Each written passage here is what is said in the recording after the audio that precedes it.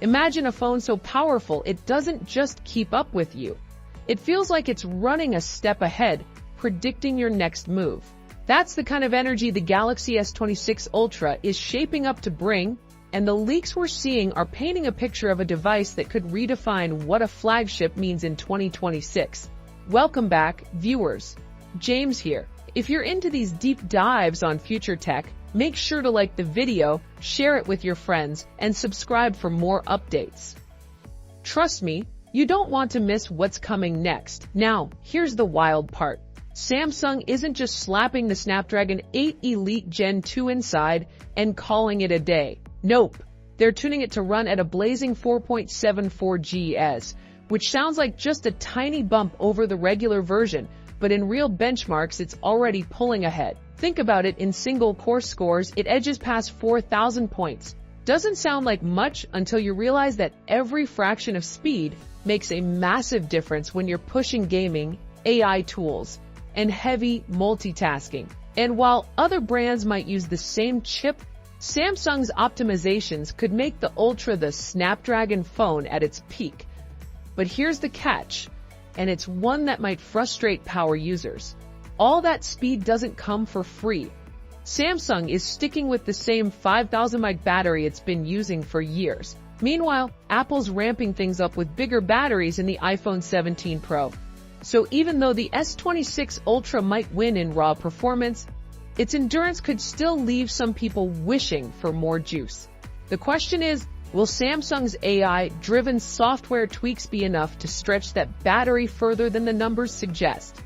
Speaking of chips, let's talk Exynos. Samsung's been on this long, bumpy road trying to free itself from Qualcomm's shadow, and the S25 series was supposed to debut with the Exynos 2500s. Instead, delays pushed it into the foldables. Fast forward, the Exynos 2600 is now in testing with some eyebrow-raising results. 10 cores, a Prime 1 clocking up to 3.8 GHz, Geekbench scores that look solid. But word is, it's still not ready for prime time, which is why the S26 Ultra might go Snapdragon only in most markets. That alone changes Samsung's entire strategy and could be a big deal for anyone who's followed the Exynos VES Snapdragon saga over the years. Now let's throw in some style. Remember the Galaxy S21 Ultra with its iconic camera island? Leaks say Samsung is bringing that design back for the S26 Ultra. And no, it's not just for nostalgia. The larger sensors Samsung is testing need more room, and that island makes it possible. If whispers about a massive f1.4 aperture turn out true, we're looking at photos that absolutely crush low light scenes. Brighter, sharper, cleaner, with more depth than ever. A small change on paper, but in the real world, it's the difference between a muddy night shot and one that looks cinematic.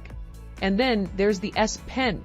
Fans were disappointed when Samsung dropped Bluetooth features in the S25 Ultra, but leaks now hint at a comeback, this time with Galaxy AI baked in. Imagine sketching something and AI instantly tidying it up with drawing assist, or using your pen as a smarter remote again. But there's another twist. Rumors say the S Pen might disappear entirely starting with the S27 Ultra. If that's true, the S26 Ultra could be the last true Ultra with a stylus, making it instantly collectible for Note fans who refuse to let go.